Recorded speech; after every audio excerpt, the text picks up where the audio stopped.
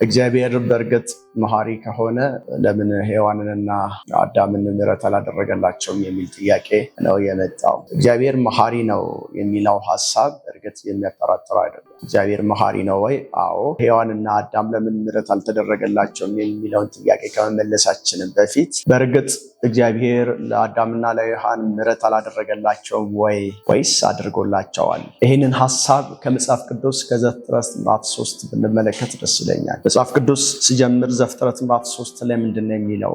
ምናልባት የምትከታተሉኝ ሰዎች አንድ ላይ ይህንን ሐሳብ ብንመለከተው ደስ ይለኛል። ምክንያቱም በተደጋጋሚ ከምነሱ ጥያቄዎች፣ በተደጋጋሚ ደግሞ እኛም በተለያዩ መድረኮች ላይ ከምንመልሳቸው ጥያቄዎች፣ በተለያዩ ሶሻል ሚዲያ ከምንመልሳቸው ጥያቄዎች መካከል አንደኛው ይሄ ነው። ግን በበቂ ሁኔታ እየተመለሰ ላይሆን ይችላል የሚል ስጋት ስላለኝ ዛሬ ቀጥታ መጽሐፍ ቅዱሱን ሪፈር እያደረግን ዘፍጥረት ምዕራፍ 3ን ራሱን እየተመለከት ነው አንድ በአንድ እንድንመለከት ፈልጋለሁ። ዘፍጥረት ምዕራፍ 3 ቁጥር 3 ላይ ነገር ግን እግዚአብሔር በአትክልቱ ስፍራ መካከል ከሚገኘው ዛፍ ፍሬ እንዳትበሉ፣ አንድ ፍሬ እንዳትበሉ፣ እንዳትነኩትም፣ ሁለት አለዚያ ትሞታላችሁ፣ ሶስተኛ ነው ማለት ነው።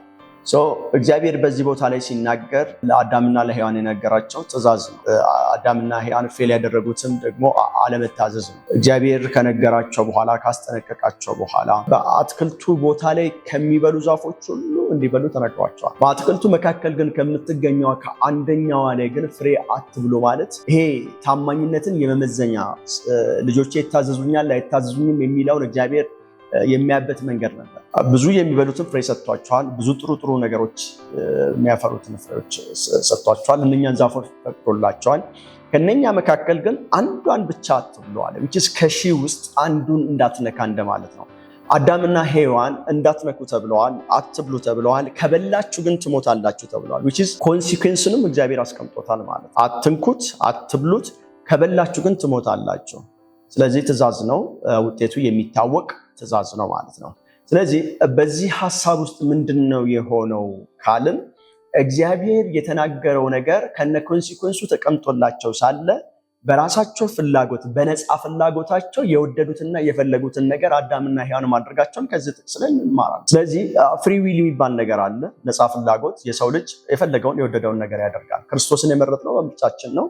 አንፈልግም ካልን መሄድ እንችላለን። ለምሳሌ የሚያስገድደን ኃይል የለም። እግዚአብሔር ራሱ እንድናመልከው እንድንከተለው አልጠየቀንም። ብትወዱኝ ትእዛዜን ጠብቁ፣ ካልወደዳችሁኝ ተውት፣ ችግር የለውም። ምርጫ ነው ማለት ነው።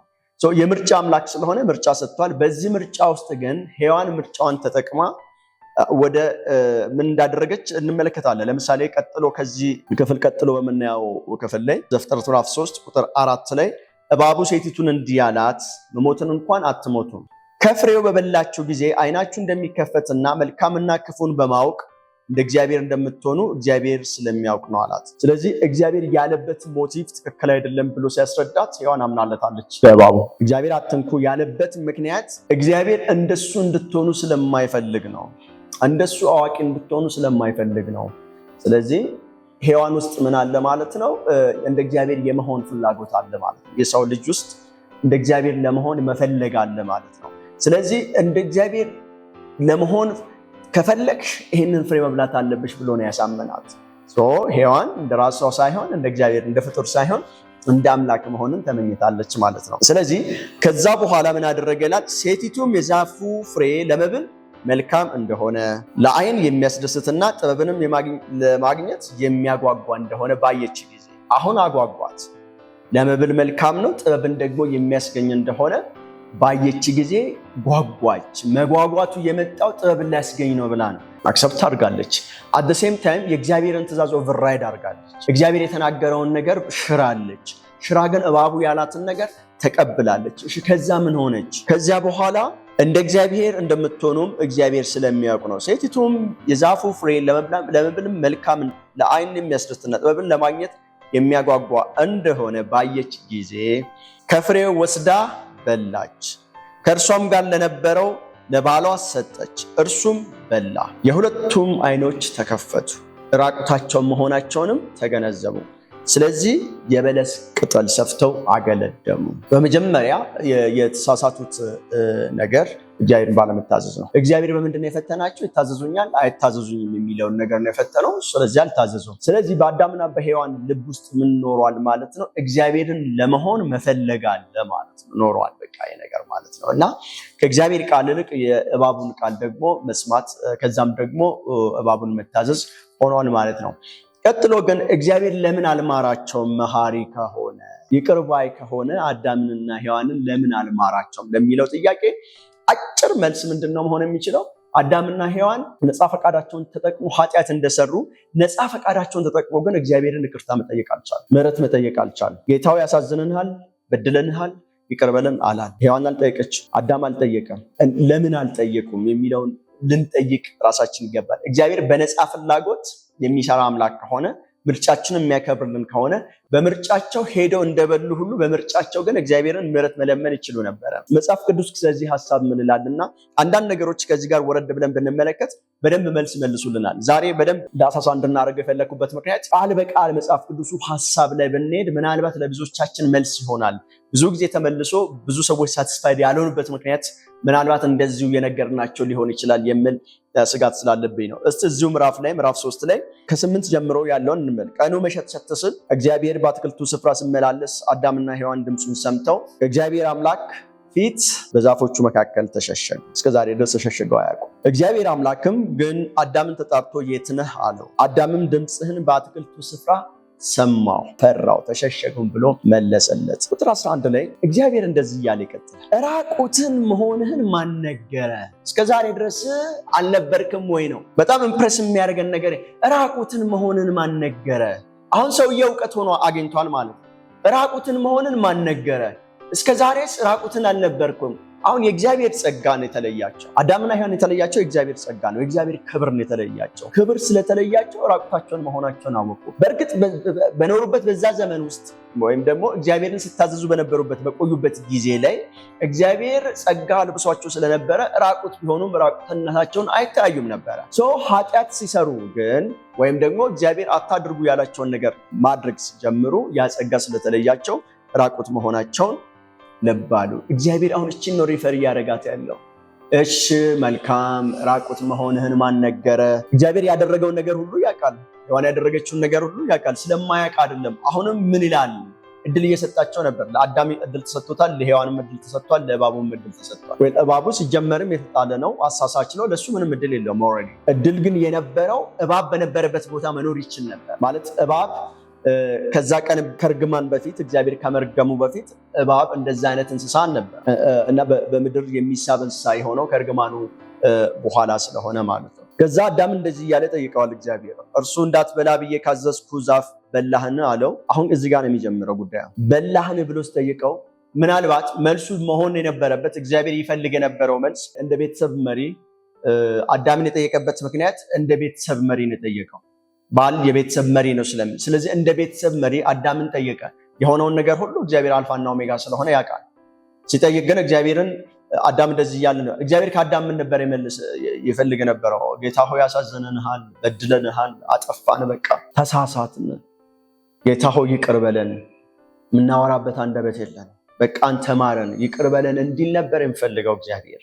ግን አዳም የመለሰውን መልስ እንመልስ። ቁጥር 12 ላይ ይቺ ከኔ ጋር እንድትኖር የሰጠኸኝ ሴት፣ ይቺ ኢምፕሊኬሽን አለው። እርሷ ከዛፉ ፍሬ ሰጠችኝና በላው። ኢምፕሊኬሽኑ ምንድነው? አሁን ኢምፕሊኬሽኑን እንድናውቅ ነው። እቺ አንተ ከኔ ጋር እንድትኖር የሰጠኸኝ ሴት ስል አንተ እሷን በመፍጠር ትክክል አልነበርክም ማለት ነው። እሷ ነች። ስለዚህ ብሌም ሽፍቱ ወዴት እየሄደ ነው? ከሔዋን አልፎ ወደ እግዚአብሔር አድርሶታል። አዳም ሔዋን ነች ፍሬውን የሰጠችው፣ ከሔዋን አሳልፎ ወደ እግዚአብሔር አድርሶታል። ኢምፕሊኬሽኑን ይሄ ነው። እቺ አንተ ከኔ ጋር እንድትሆን የሰጠኸኝ ሴት እሷም ፍሬ ሰጠችኝ፣ አምጥታ ሰጠችኝና በላው እያለ ለእግዚአብሔር ይነግረዋል። እግዚአብሔር ይጠብቅ የነበረው መልስ ግን ይህ አልነበረም። ይቅርታ ነበረ። ምሕረት ሊያደርግላቸው ይፈልግ ነበር ወይ? አዎ። እግዚአብሔር መሐሪ ነው ወይ? አዎ። ይቅርታን ይቀበላል ወይ? አዎ። ክርስቶስ እኮ መጨረሻ ላይ እኮ መስቀል ላይ አሳይቶናል እኮ ምን ይፈልግ እንደነበረ። የገደሉትን፣ የወጉትን፣ ያደሙትን፣ ያቆሰሉትን፣ የሾህ አሜኬላ ላይ የጫኑበትን እነኛን ሁሉ አያውቁምና ይቅር በላቸው። ስለዚህ እግዚአብሔር መሐሪ አምላክ ነው ማለት ነው። አምላክ ወደ ምድር ወርዶ እንኳን በሰው ልጆች እጅ ሲሰቀል ይቅር የሚል አምላክ ነው። መሐሪነቱ አያጠራጥረንም። ፖይንቱ ግን እግዚአብሔር ከኛ ምን ይፈልጋል፣ ምን ይፈልግ ነበረ፣ ወይም ደግሞ ዛሬስ ቢሆን ምን ይፈልጋል የሚለውን እንድንረዳ ፈልጋለሁ። ከዛ በኋላ እግዚአብሔርም ኮንቨርሴሽኑን ከአዳም ጋር ይጨርስና እዚሁ ቦታ ላይ ያበቃና ወደ ሔዋን ይሄዳል። እግዚአብሔር አምላክም ሴቲቱን ይህ ያደረግችው ነገር ምንድነው አላት። እርሷም እባብ አሳሳተኝና በላው አለች። እባብ አሳሳተኛ በላው። ይህ ሐሳብ አሁንም ምንድነው? ብሌም ሽፍት አለው፣ ማላከክ አለው። እባቡን የፈጠርከው አንተ ነህ እና ደግሞ የእባቡ ስላሳሳተኝ በልቻለሁ፣ ጥፋቱ የእባብ ቢሆንም እባቡን የፈጠርከው አንተ ነህ የሚል ከእባቡ ደግሞ ማላከኩን ወደ እግዚአብሔር የሚወስድ እግዚአብሔርን አንተ ጥፋተኛ ነህ፣ አንተ ፍጹም አይደለህም የሚል ሐሳብ ያለበት ኢምፕሊኬሽን ያለበት ሞቲቭ ያለበት አይነት መልስ ነበር ይመልሱ የነበሩ። አዳምና ሔዋን እግዚአብሔርን ምሕረት አልጠየቁትም፣ ይቅርታ አልጠየቁትም። ጌታው በደለናል፣ አሳዘነናል፣ በቃ ይቅር በለን አላሉ። ያደርጉ የነበረው አንተ እግዚአብሔር ትክክል አይደለህም፣ አንተ እግዚአብሔር የሰጠህ ሴት ነች ያሳሳተችን፣ ሴቲቱ ደግሞ አንተ እግዚአብሔር የፈጠርከው እባብ ነበር ያሳሳተን፣ ስለዚህ ምን እናድርግ? ይቅርታ ግን አልጠየቁም። እግዚአብሔር በዚህ በጣም አዝሮባቸዋል። ከዚህ በኋላ ወደ እባቡ ሄድና እባቡን ቀጥታ ይረግመዋል።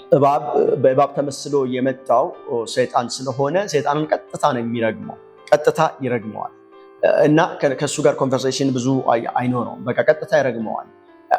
ከአዳምና ከሔዋን ጋር ያደረገው ኮንቨርሴሽን ግን እግዚአብሔር ያደረገው ኮንቨርሴሽን ይቅርታ ለማድረግ ፍላጎት ያለው አይነት ኮንቨርሴሽን ነው። እስቲ ይቅርታ ጠይቁኝ፣ እስቲ በደለንሃል በሉኝ፣ እስቲ በፊት የተደፉ እስቲ ተመለሱ የሚል ኢምፕሊኬሽን ያለው ነው። በዚህ ውስጥ ግን እግዚአብሔር አዳምና ሔዋንን ይህን ሲያደርጉ አልተመለከታቸውም። በጣም የሚያሳዝነው ነገር ይሄ ነበር። ማለት የኃጢአት ውድቀት ከማድረግ ይልቅ ከሆነው ነገር ይልቅ ይቅርታ ባለመጠየቅ ነው ውድቀት የመጣው ማለት ነው። በዚህ የሰው ልጆች በኃጢአት ከወደቁ በኋላ ይቅርታ አለመጠየቅ ሁለተኛ ውድቀት ነበረ። የመጀመሪያው ውድቀት ኃጢአቱን መስራት ነው፣ አለመታዘዝ ነው እግዚአብሔርን። ቀጥሎ ግን ለይቅርታው ግን ለኃጢአቱ ይቅርታ አለመጠየቅ ደግሞ የከፋው ነገር ነበር። እግዚአብሔር እድል ሰጥቷቸው ነበረ ይቅርታ እንድጠይቁ። ለአዳም እድል ሰጥቶታል፣ ለሔዋንም እድል ሰጥቷታል። ሁለቱም ግን ይቅርታ ከመጠየቅ ይልቅ ማላከክ መረጡ። ከማላከክ አልፎ ደግሞ እግዚአብሔርን አንተ ትክክል አልነበርክም ወይም ደግሞ አንተ ፍጹም አይደለህም የሚል ሞቲቭ ኢምፕሊኬሽን ያለው መልስ መልሱ እንመለከታለን። አንተ የፈጠርካት አንተ የፈጠርከው የሚል ሐሳብ ማለት ነው። በዚህ እግዚአብሔር ደስተኛ አይደለም። ይቅርታ ያደረገበት አግባብ ግን አለ። በእርግጥ እዚህ ቦታ ላይ አዳምና ሔዋን ኃጢአት በሰሩበት ጊዜ ከስፒሪቹዋል ኮኔክሽኑ ተላቋል። ደግሞ መንፈሳዊ ግንኙነት ከእግዚአብሔር ጋር ያለው መንፈሳዊ ግንኙነቱ ስፒሪቹዋል ኮኔክሽኑ ተላቀቀ ማለት አንድ እሱ ነው። ሁለተኛ ደግሞ ሞትን እንድትሞቱ ሆነ። በቃ በምድር ላይ እንቅልፍ የምንለውን ሞት መሞት ሆነ። እግዚአብሔር ግን ዘላለማዊ ሞትን ላለመሞት ምህረት ግን አድርጓል። እንዴት ምህረት እንዳልተደረገ ይቆጠራል እግዚአብሔር። ዛሬ እኔ እየመለስኩ ያለሁት እግዚአብሔር ለአዳምና ለሔዋን ምህረት አድርጎላቸዋል። አላደረገላቸውም ሳይሆን ምህረት አድርጎላቸዋል። ምህረት ተደርጎላቸዋል። አዳምና ሔዋን ምህረት ተደርጎላቸዋል። የተቋረጠው ስፒሪቹዋል ኮኔክሽን ነው። በቃ በዛ ቦታ ላይ ከእግዚአብሔር ጋር ያደርጉ የነበረው ግንኙነት ሙሉ በሙሉ ተቋረጠ። ከዛ በኋላ ደግሞ የምድር ሞት የኃጢአት ዋጋ ሞት ነው ስለሚል መጽሐፍ ቅዱስ የኃጢአትን ዋጋ ሰዎች ሁሉ እንዲሞቱ ሆነ። በምድር ላይ ሞት መጣ። በቃ የምድርን እንቅልፍ የሚባለውን መሞት ግዴታ ሆነ። ግን ዘላለማዊን ሞት እንዳንሞት እግዚአብሔር እድል ሰጥቶናል። ለዚህ ማሳያው ደግሞ እዛው ምዕራፍ ላይ ዘፍጥረት ምዕራፍ 3 ቁጥር 15 ላይ በአንተና በሴቲቱ በዘርህና በዘሯ መካከል ጠላትነትን አደርጋለሁ፣ እርሱ ራስን ይቀጠቅጣል፣ አንተም ተረከዙን ትቀጠቅጣለህ። ይሄ የመጀመሪያው ተስፋ የተሰጠበት ወይም ደግሞ የመጀመሪያው ትንቢት ነው። ስለ መሲሁ የተናገረበት ትንቢት፣ ስለ ክርስቶስ ኢየሱስ የመጀመሪያ ለትንቢት መሲሁ እንደሚመጣ የተነገረው እዚህ ቦታ ነው። የመጀመሪያው ትንቢት ወይም ደግሞ የመጀመሪያው ወንጌል ይሄኛው ቨርስ ነው፣ ይሄኛው ጥቅስ ነው። ዘፍጥረት ምዕራፍ 3 ቁጥር 15 ላይ የሚገኘው ይሄ የምህረት ወይም ደግሞ መድኃኒት ይመጣላችኋል፣ ከኃጢአታችሁ የሚያድናችሁ ትፈወሳላችሁ፣ ኃጢአታችሁን የሚፈውስላችሁ፣ ኃጢአታችሁ በደሙ የሚዋጃችሁ ቤዛ የሚሆን መድኃኒት ይመጣል የሚል ትንቢት የተነገረበት ቦታ ነው። ስለዚህ ይሄ ቦታ ማለት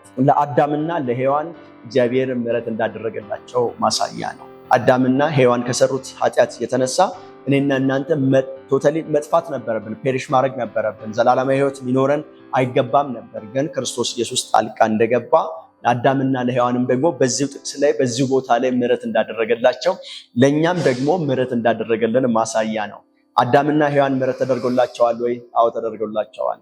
ስፒሪቹዋል ኮኔክሽናቸው ተቋርጧል ወይ? አዎ ተቋርጧል። በምድር ላይ ሞተዋል ወይ? አዎ ሞተዋል። ግን የዘላለም ሕይወት የሚገኝበት መንገድ እዛው ቦታ ላይ ተስፋ ተሰጥቶ ነበረ።